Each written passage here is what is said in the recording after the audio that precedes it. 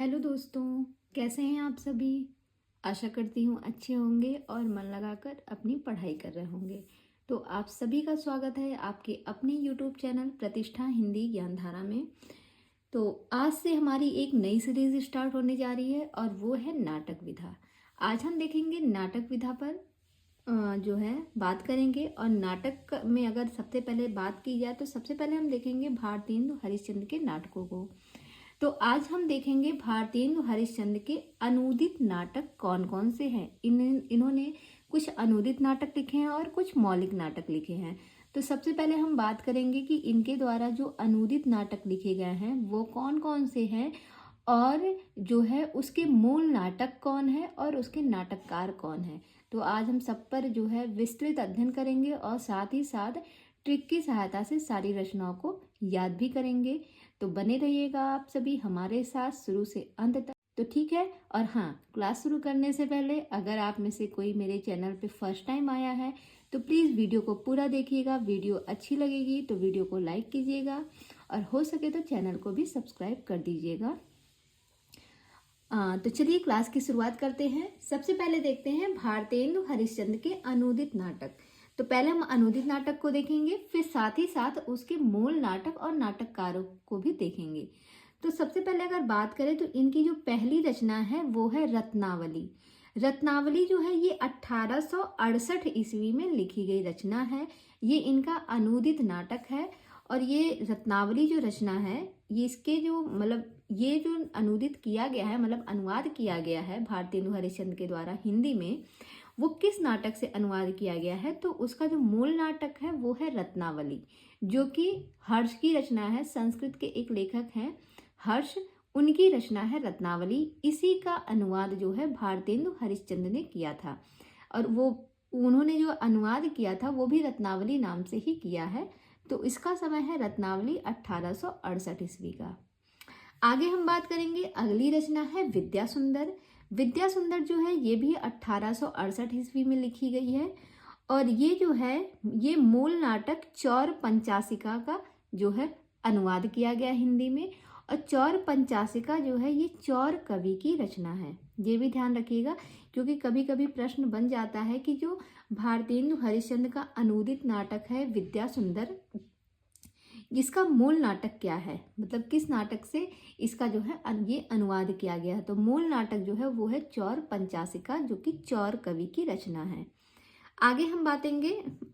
और इसको अगर आपको कभी भूले तो आप याद भी कर सकते हैं। जैसे यहाँ पे है विद्या और यहाँ पे है चौर।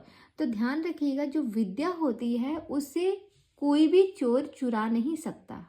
इससे आपको याद हो जाएगा कि विद्या सुंदर जो है ये किस इसका मूल नाटक क्या है, वो है चौर पंचासिका। क्योंकि विद्या जो होती है, विद्या को कोई भी चोर चुरा नहीं सकता है। तो चोर से हो जाएगा चौर पंचासिका। आगे हम देखेंगे, अगली रचना है पाखंड विडंबन। तो पाखंड विडंबन जो है ये 1972 ईस्वी की रचना है।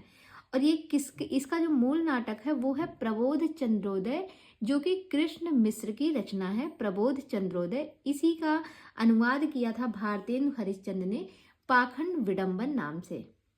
आगे हम देखेंगे, अगली जो रचना है वो है धनंजय विजय। धनंजय विजय जो है ये 1873 ईस्वी की रचना है। और इसका जो मूल नाटक है वो है धनंजय विजय, जो कि कांचन कवि की रचना है। इसको भी ध्यान रखिएगा। धनंजय विजय जो रचना है ये कांचन कवि की रचना है। और इसी का अनुवाद जो है 1873 ईस्वी में उसी नाम से, यानी कि धनंजय विजय नाम से भारतेंदु हरिश्चंद्र ने किया है। आगे हम बात करेंगे, अभी दिख रहा होगा आपको। आगे हम बात करेंगे कर्पूर मंजरी। कर्पूर मंजरी जो है ये 1875 ईस्वी की रचना है। और कर्पूर मंजरी जो है इसका मूल नाटक है कर्पूर मंजरी, जो कि राजशेखर की रचना है। इसी का अनुवाद किया था भारतेंदु हरिश्चंद्र ने। अगली रचना है सत्य हरिश्चंद्र। तो सत्य हरिश्चंद्र जो है ये इसका जो मूल नाटक है वो है चंड कौशिक, जो कि क्षेमेश्वर की रचना है। चंड कौशिक, इसी का जो है भारतेंदु हरिश्चंद्र ने सत्य हरिश्चंद्र नाम से जो है हिंदी में अनुवाद किया था। आगे हम बात करेंगे, अगली रचना है भारत जननी। तो भारत जननी जो है ये 1877 ईस्वी की रचना है। और ये रचना जो है, इसका जो मूल नाटक है वो है भारत माता।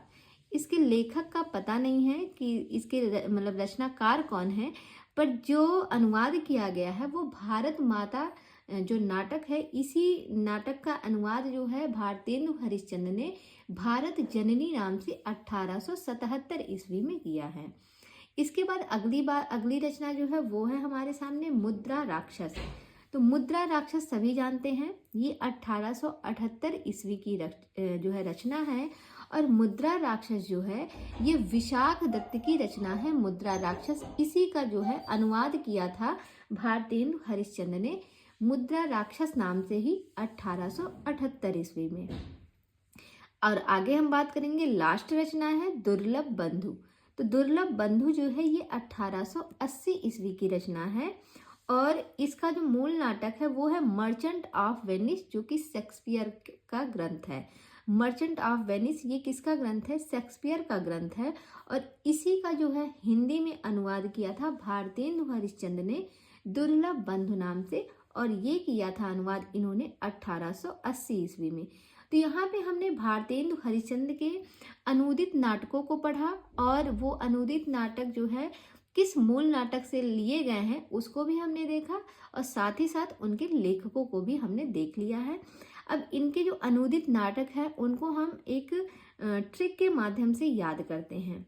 जैसे देखिए, यहाँ से अभी आपको दिख रहा होगा, सबसे पहले यहाँ पे देखेंगे जो रत्नावली है, इसको ऐसे कनेक्ट कीजिएगा कि रत्नावली और विद्या सुंदर, एक लड़की है रत्नावली और एक लड़का है विद्या सुंदर। तो कहते हैं रत्नावली और विद्या सुंदर जैसे 6 प्रेमी जीव थे। 6 और 8, तो कितने प्रेमी जीव थे? 6 से 6 और 8 याद हो जाएगा। इस तरीके से जोड़िएगा कि रत्नावली और विद्या सुंदर जैसे 6 प्रेमी जीव थे। अब पाखंड की विडंबना इतनी बेहतर तरीके से हुई, बेहतर से याद हो जाएगा 72। तो इसको रखिएगा कि पाखंड की विडंबना इतनी बेहतर तरीके से हुई कि धनंजय विजय ने उसकी तह तक जाकर, तह से हो गया 73, तह से क्या हो जाएगा? 73 हो जाएगा, कि धनंजय विजय ने उसकी तह तक जाकर कर्पूर मंजरी की शादी 75 साल के सत्य हरिश्चंद्र, मैंने 75 क्यों लिया? क्योंकि कर्पूर मंजरी और सत्य हरिश्चंद्र दोनों का समय 75 है, तो इन्हें सन के साथ कनेक्ट कीजिएगा कि कर्पूर मंजरी की शादी जो है 75 साल के सत्य हरिश्चंद्र से इन्होंने करा दी। उसके बाद क्या होता है? उसके बाद जो है दोनों साथ साथ, सत्य हरिश्चंद्र से जब शादी हो गई तो क्या हुआ? फिर दोनों जो है साथ साथ, यानी कि 77 हो जाएगा। फिर दोनों साथ साथ भारत जननी बनकर, कैसे? साथ साथ ही तो रहेंगे, जब दो प्रेमी जोड़ा है तो साथ ही साथ रहेगा।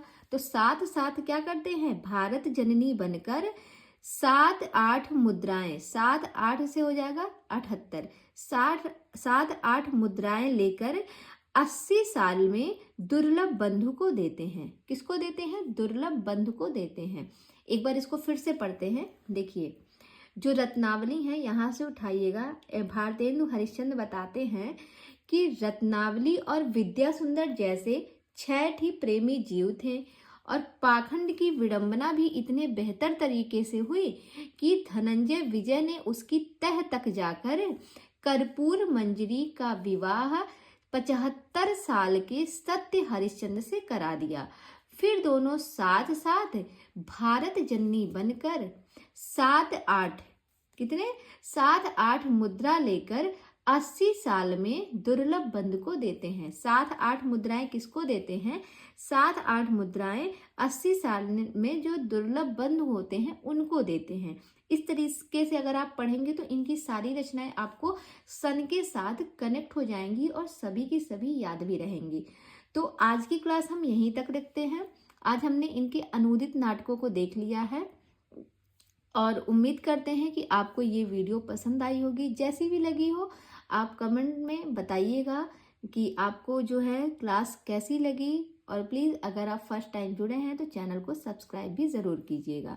और हाँ, अगर आप ट्रिक लिखना चाहते हैं तो मैंने ट्रिक नीचे लिख भी दी है, आप इसको जो है नोट डाउन भी कर सकते हैं। साथ ही साथ एक बात और बता देते हैं, ये जो दुर्लभ बंधु है इसका एक नाम और है जो कि है वंशपुर का महाजन।